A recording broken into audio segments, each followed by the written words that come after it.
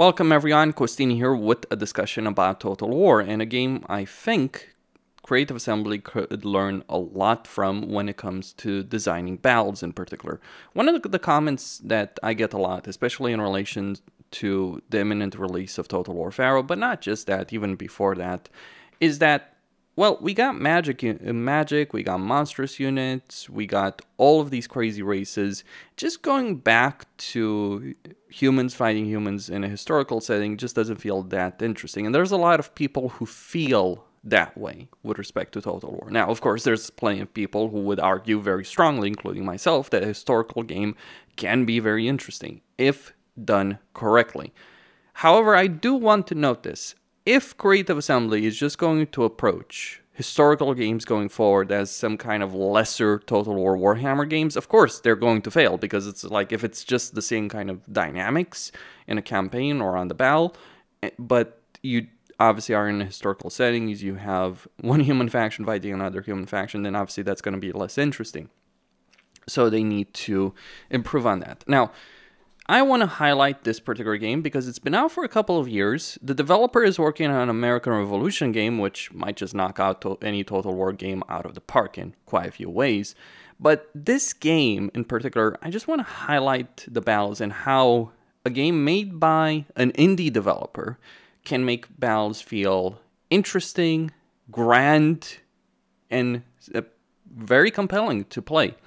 And that is Ultimate General Civil War. Now, let me just showcase some things over here with respect to it.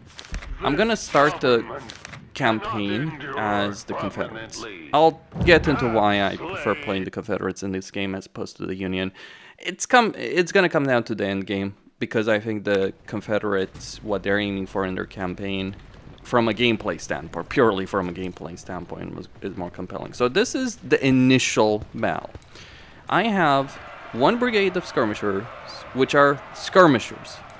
They're not gonna stand up and fight. They're not going to win against overwhelming enemy numbers. No, their purpose is to scout. They move faster than regular line brigades, and their goal is just to explore the map. Then we get infantry. Line infantry units, and the goal with these line infantry units is to like, they're the line holders, they're the line breakers, they're the ones that are going to take over sections of the battlefield and hold them. That is what they do. And then you get cavalry. Now, cavalry is in an interesting spot in this game, because if you charge with cavalry against a unit, unless they will likely lose, like as you just saw there. And by the way, this is not how you're supposed to play the battle. You're supposed to do things in a much different way. You might be able to sneak up on this unit, but cavalry is mainly meant for flanking. It's not meant to harass the enemy. It's not meant to win a straight up fight. There's not that many of them, and horses, by the way, are expensive. Horse. And the veterans you're getting on horses, the troops you're getting on horses, are also just expensive units in general. Then you have your general unit, who gives a radius. But now, an interesting thing is, like, your general unit doesn't fight, and he's basically a unit that's immune to being killed. Now, one interesting thing to note here is the way that your units operate on the battlefield. So, units will not do enormous damage from range, or rather, range damage, the way you can view it, is that range damage is more sustained damage. This includes artillery as well. So basically, if you got units shooting at each other, they will do damage, but it's more about doing damage over time as opposed to doing damage very, very quickly. The way you do damage very quickly is using is going in melee. Now, the thing about that, and one of the things that historians will note, is like the way melee combat worked is like or the way they theorized it worked, is that it's theorized that they would fight, like they would fight, then they would get a reprieve, pull back, get a reprieve, go back in, because it was obviously exhausting.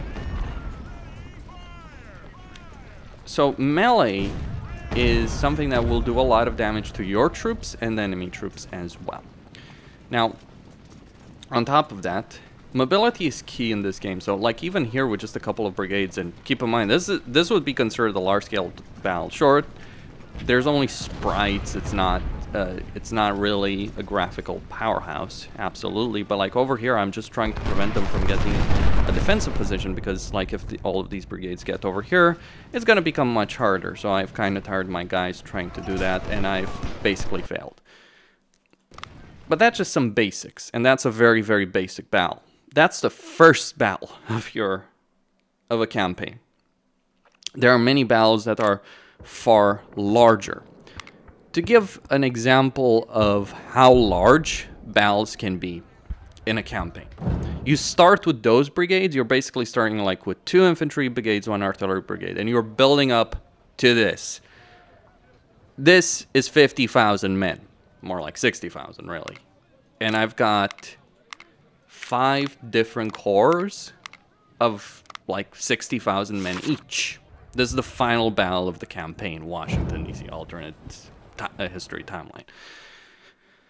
And you build every single unit in this army. So in this case, there are 70,000 units defending Washington, D.C., and I'm attacking with 300,000 units and 1,000 pieces of artillery. But I built that. I didn't just recruit these guys, to be clear on that. Each brigade has its own statistics. And keep in mind, they're all gunpowder units. Like, there's no melee units. Like, so you might think, oh, they're all line infantry units. Yeah, but they're very different as units. They have different purposes, different roles. And actually, keeping track of everything can be a genuine challenge. So you may have a unit like that might be focused on sharpshooting, like these guys, for instance. Or you may have a melee focused unit. I think in this particular campaign, most of the units I got ended up being range units. But you have different guns with different statistics, and some guns are like better at shooting from range, others are better in close range, all that kind of stuff. You have this cavalry aspect, managing that particular aspect in a campaign effectively. I'm not sure if I have any skirmishers. I think I don't. This was a modded campaign, I gotta point out, so some of the things may have been lost in translation, because right now I don't have any mod installed. So you get infantry brigades, cavalry brigades, artillery brigades, and skirmisher brigades. And skirmishers, they can either have very short range weapons or they can have very long range weapons. So like Whitworths with telescopes, for instance, can be very long range snipers, which can be useful in harassing them, but they're not necessarily going to do a huge amount of damage. Some of these guns, like you can have very cheap guns in your arsenal, or you can have like very expensive guns. You can have guns like the Spencers, which are really good, Henrys or Spencers, which are obviously really good because of the way they fire, but there are few of them. So you have to balance out an army like, do I want quality units? Do I want cheap units? And you're not going to be able to build an entire army just of the highest quality units because you have limited resources. Like over here, I literally spent every single thing that I have in order to get all of these units. And with cavalry, if I do possess any cavalry in this campaign, I don't know if I see any. But with cavalry, when you're considering the cavalry aspect, like, do you want, just to give you an idea, like, do you want cavalry that's going to have, like, rifles, or do you want to give cavalry, like, sabers, like, focus on, like, they're going to have it, but it's the focus, like, revolvers and sabers, they're better in melee. If you give them carbines, they're better in range, but they're not going to possess the same kind of melee power, the charge factor, if you will. So you have to build, and it's always worth it. Actually, I do have some skirmishers, so it's always worth it to kind of balance your army out, get some kind of balance, build with your army, have units for different purposes. And same with artillery. There's an entire guide that people have gone in depth about, like the different values of artillery. Like, you might not necessarily think that there's significant significant differences, but there absolutely are between artillery. Now, of course, you're always going to be limited by like what is available in a campaign, but there is a lot of value in customizing artillery. Like, for instance, you can focus artillery short range, longer range, mobility, different things. And again, just like 4 archetypes: infantry, skirmishers, cavalry, and artillery. And yet you can do a lot with just 4 archetypes because of the unit customization. Every brigade in the game has an officer. Every brigade has stats. Every brigade has 3 different levels, that can, 3 different tiers, and they gain an ability that you choose when they get there. Every multiple brigades become a division, which is led by another officer. Officers can die. Divisional officers can die. Brigade officers can die. And then you got corps commanders, which can't die. They're basically invincible, but they're there for morale and other reasons as well. And when we're talking about that, so Stonewall, so Thomas Jackson, he's giving me an XP benefit.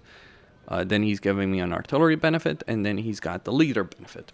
So you get different officers with different roles in a campaign. And you customize your brigades, you customize your divisions, you customize your corps. Like, what do you want the corps to be focused on? Then you have to worry about supplies, because obviously you have ammunition, it can run out. You have supply wagons that you can bring in a battle. So all of this adds to a great sense of customization in a campaign, so that when you take an army like the one I've built and you take it in battle, it is an army that you've actually put in quite a bit of thought, quite a bit of effort, a lot of resources that are scarce in a campaign, regardless of whether or not you're playing Union or Confederate. And you have to, and you consider the fact like casualties are not irrelevant. They mean a lot, because it's not easy to replace casualties. There's a limited recruitment pool. There's a limit of units. There's a limit of veterans. Like, for instance, you can always replace units with rookies, but they're going to lose experience, so unit tier is going to go down. But if you replace them with veterans, well, veterans cost money. So there's a lot of moving parts to a campaign. Those are just the campaign aspects. Let's go into a battle. And I just want to show a particular battle over here. This is as close to a skirmish battle as you get in this game. I don't want to show like one of those... I don't want to show... I don't want to show a campaign battle, because those are very scripted. But there are quite a few battles, like secondary battles, that are more free in terms of, or are as close to a regular skirmish battle as you'd get in a Total War game as you can get. So over here, Hardened Pike. This is a siege battle, or as close to a siege battle as you get in this game. There's a heavily fortified Union position, and I have 2 corps to take over. There's 43,000 men, and I have 44,000 men over here to take it over. Now, here's the thing. And one of the things that did happen in the Civil War, defenses in this time period are formidable, to say the least, to put it mildly. So in order for you to overcome such a defensive position, just assaulting them directly is not really going to work that well for you. There are various things you can do. If you launch a direct infantry assault, it's probably going to end badly. By the way, the pacing of the game is slow, but fun fact, you do get battle sounds even if you speed it up. Ooh, if only Total War could manage that in 20 years. Yeah, wouldn't that be amazing, right? If we could actually have sounds in battle if we by speeding things up. Now, granted, the way they do sounds in battles, like obviously they probably have a certain number of sounds that they play and all that. Now, how do I overcome a defensive position here? And by the way, the game is going to lag because it's Unity engine, it's made by an indie developer. The battles are not necessarily designed for this kind of density. But how do you overcome a position like this? Trenches on the outer trenches, inner trenches, how do you do it? Launching a direct assault with a single line is not going to work. You can bring your artillery to soften the enemy up, but then the enemy has their own artillery, so just doing that is, well, it's gonna work to an extent, but obviously it's gonna have its own limiting, it's gonna have its own limitations. You can obviously bombard the enemy, but there's no artillery in the world that is going to be able to win the day. So here's what you do. You form multiple attack columns. We're using Napoleonic era tactics to break through enemy fortifications and enemy defensive lines in a frontal assault. It was interesting to figure out, or for other people to figure out, that yes, if you use Napoleonic era assault tactics, they will break through, because you bring one line of infantry to attack. They'll break through, or they'll engage the enemy. Maybe they get pushed back, maybe they break through. But then you bring a second assault group, then a third assault group, then a fourth if you can. Depends on how narrow you want your approach to be. And you engage at point blank range. Maybe you bayonet charge the enemy. Charges have a cooldown, and melee in general is fairly damaging to units. So over here, these guys are charging, these guys are routing. Let's take control of the cavalry. Cavalry is just mainly there to harass the enemy. And we're going to stop right here. And we're going to be thrown out. One of the things I also like in battles over here in this game is the way that armies are deployed on the battlefield. It's not everything at once. It's in multiple waves. Like, you may get a part of a corps in an initial section of the battle, and then you'll get reinforcements. Now, there's no way to avoid paying the butcher's bill in this battle. Since the enemy position is really, really strong, you're gonna have to take casualties. You can't cheese it, if you will. Like, yeah, you can't just cheese shit in this one to win a battle. You need to pay the butcher's bill. You're going to lose thousands of men to win a battle here. And since casualties are so important because of, you know, customization costs, all that, this is a particularly painful battle. But I should add, these kind of battles, they're rare. You're not fighting every battle in the campaign map like this. In fact, this is really one of the 2 or 3 major exceptions that you get during an entire campaign situation. And I'm sending in another assault wave, and another. And maybe they break through, maybe they don't break through. I can't guarantee it. They're trying to break through. They've routed one Union brigade. Let's get the skirmishers.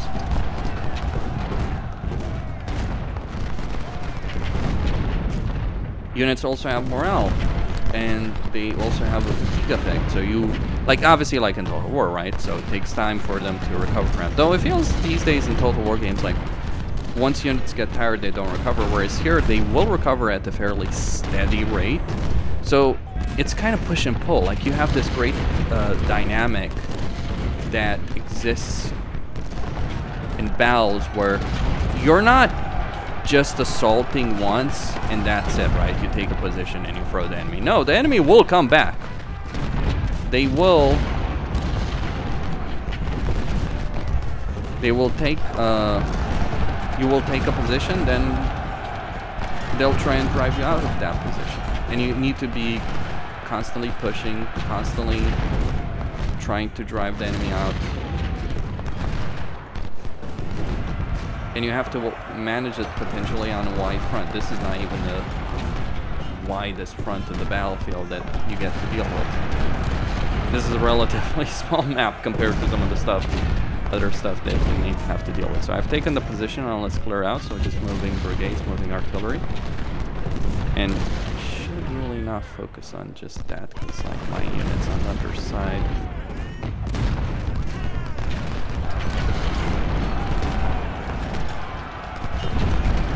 Artillery up, and I move my units into cover to try and drive.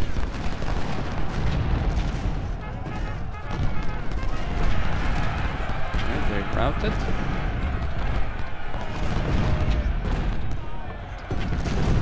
Move the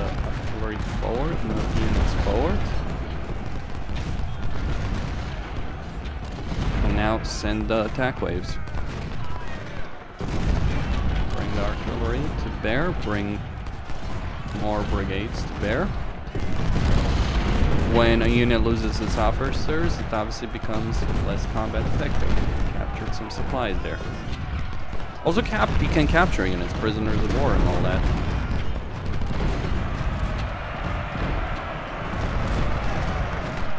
Here comes the assault wave.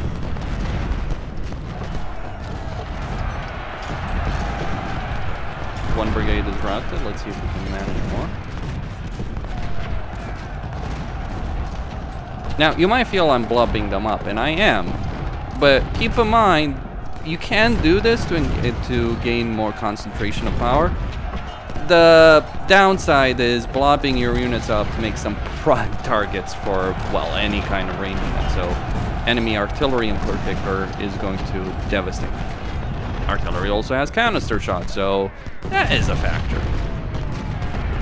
So charging the guns here will result in some casualties. Clearing up this position will result in casualties.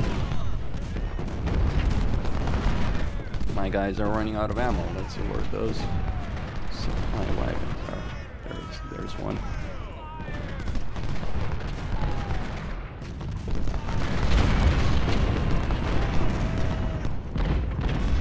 And the enemy then has a third defensive position, which I don't need to take. That would be costly. Like, I just need to take these two.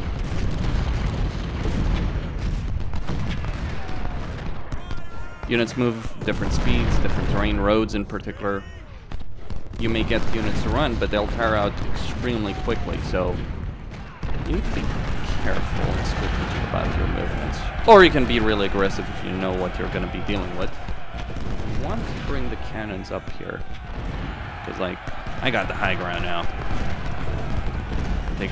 You take a strong defense position, you form up a gun line on that position.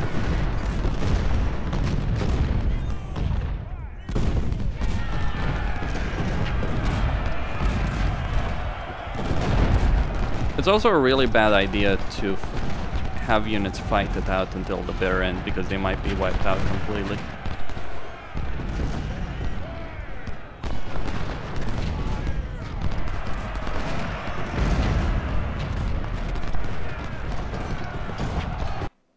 Alright, and that would be a victory. That is actually a really solid victory, all things considered.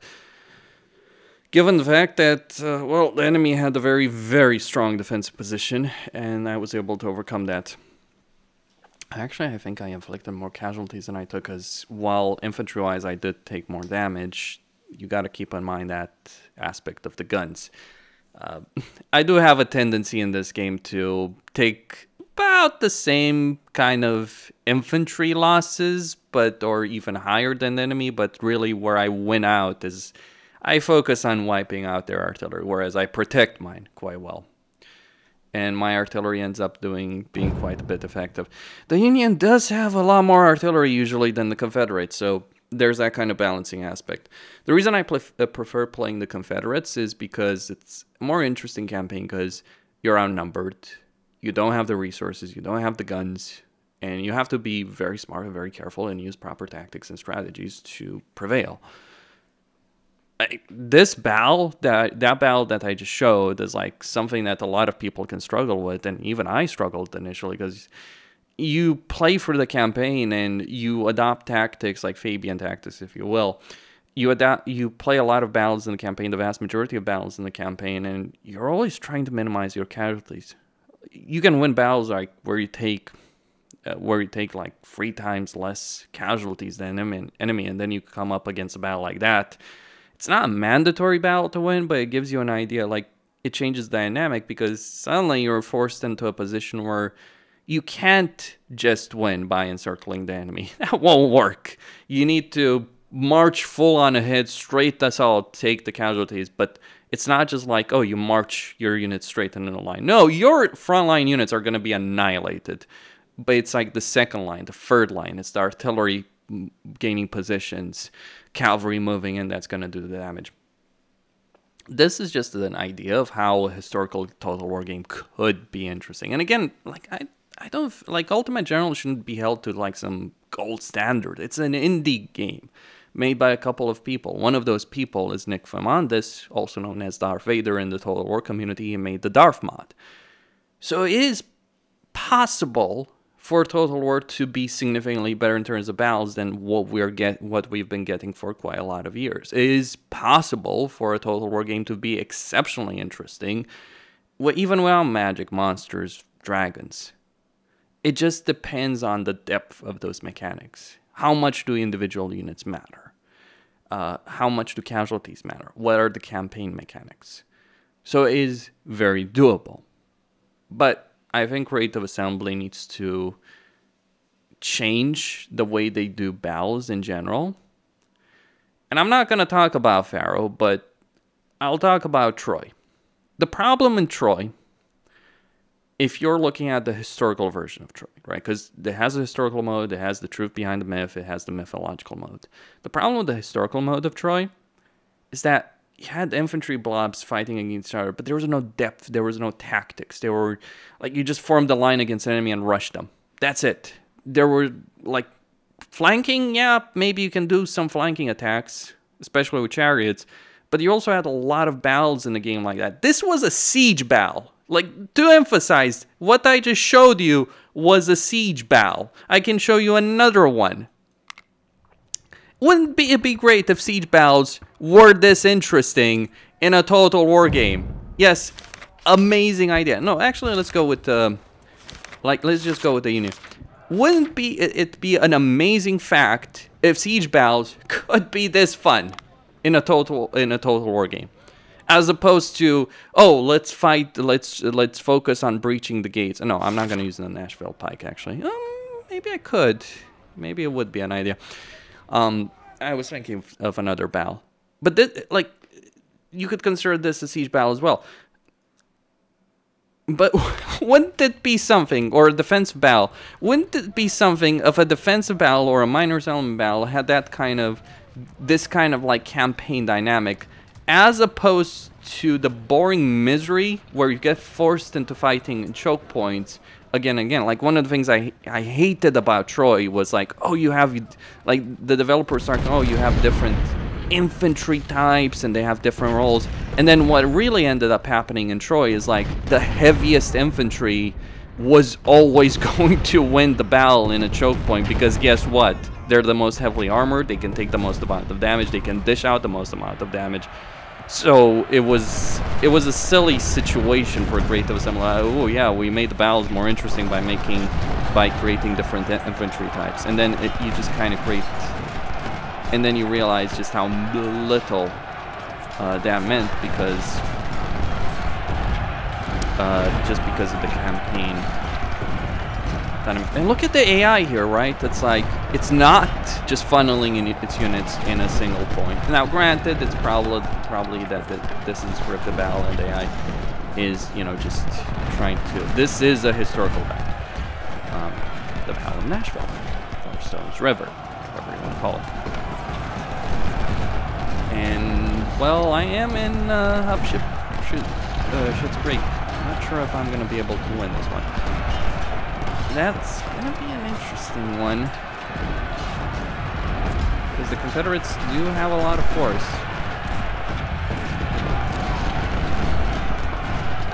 And they are attacking an overwhelming number of troops. And my guys may just not be able to hold out. Keep in mind, historically speaking, the Union did lose. Also, the AI knowing where to use its strength. Like, the AI, you can cheese the AI in this game. Don't get me wrong on that. Like, I'm not going to try and pretend that that's not the thing, because it's obviously a thing. But, like, here they've just kind of pushed me in a very unfavorable position. And now I just have to form up another defensive line.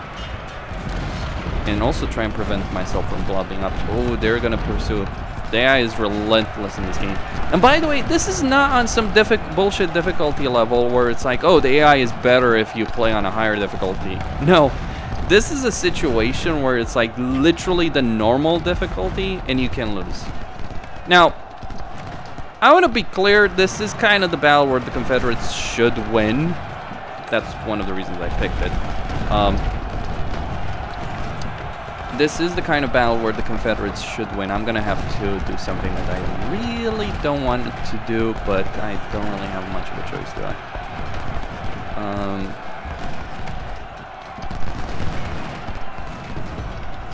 So I'm going to have to pull back all my brigades there. Yeah, the AI is kicking my ass over here. I'm hoping to get them to overcommit.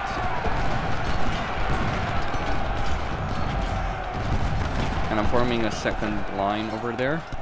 I do like the push and pull nature though of the game. That's one of the things that I do absolutely enjoy. An enormous amount. Ooh, that flanking attack is going to be nasty.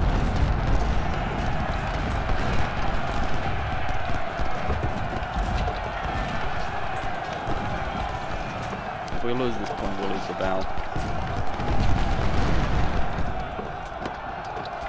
Yeah, having a bunch of weak Union boys. And the fun fact is, like, that was just like half the army. But like so many interesting, like it's really the nature of, like, you send a unit in a battle. If you fight from range, you do some damage, but you really do the most damage. You have to engage in positional warfare, really. Because you have to position, because for a successful melee charge, which is going to do the most amount of damage, if a melee charge is going to be successful, you need to kind of like position your units in such a way that it is going to succeed and inflict a lot of damage. Otherwise, you're just going to get a lot of your guys killed. You can't just charge a unit into another unit. That's one of the worst things you can do in this game. Like, a direct charge is the worst decision you can make. One brigade of your units firing on the enemy unit is also one of the worst decisions. Artillery firing a unit from range? Sure, that can work, unless it's other artillery firing there. Because you're not really going to achieve a lot, and you're also going to take damage. What you really want to do is envelop the enemy, encircle them, surround them. But you have to gain mastery of the battlefield. You have to study the terrain. Terrain actually matters a lot. Cover matters a lot. Defensive position, like cover can protect you from range damage, so you can position your units better in a more protected position, and you find gaps in the enemy lines, and you rush entire brigades through that, and that's how you win. Not necessarily the best examples that I've shown, but like you saw how the Confederates were able to just overwhelming, like you can't defend every point, right? This is an example of how things can be in a total war game. If Creative Assembly gets off their ass and does things in a better way, instead of repeating the same thing they've been doing for 20 years. Because battles, the problem with battles is they haven't fundamentally changed really for the last 20 years. Like, the AI may have improved, the pathfinding may have improved, but the dynamics of a battle, not necessarily so. We've gotten magic, we've gotten spells, but even that hasn't necessarily changed that. So they need to look at how battles could be different. Now, Creative Assembly, like the Troy team said that, oh, we're terrain and unit types. Like, let me tell you this about unit types. Like, the difference. If I equip a unit in this game with Spencer rifles, it's going to devastate the enemy from melee. But that doesn't mean that unit is suddenly the best unit I have. It can be, sure. But it's also the most precious unit. Like, if I could take that unit that suffer no casualties, it would be great. But here's the problem. They have limited range. Those rifles they're carrying are extremely expensive. So I don't have a lot of them. So I have to, like, you know, I might get units with cheap rifles that I just use in melee with bayonets as a distraction for my really precious units. I have different types of artillery. Like, I may have artillery crap guns, but at least numbers, right, count for something. So this game does one thing that Total War does not do. And no Total War does. This game, even if you don't have unlimited resources, right? It's the resource system. But this game forces you to. You can't just use elite units. You can't just equip everyone. You can't just have veteran units. That's not workable. You need numbers. You need troops. This game pushes you to get a large army, but how you balance out? So you end up using low quality tier 1 unit or tier 0 units, basically, combined with elite units, and you mix and match that. And that's how you get an army. That's how every army throughout the history of humanity has always been. What Total War is doing these days is like, an army with elite units will obviously always win against a weaker army. And an army of elite units might win against 2-3 times its numbers. If I was outnumbered 2-3 times in this game, I would flat out fucking lose. Unless my guys were like tier 3 units fully equipped. And even then, you could still win with proper positioning. So, it doesn't necessarily work out like that. So, just some ideas over here. Costin signing out. Don't forget to subscribe, like, and enable notifications. And stay tuned for more.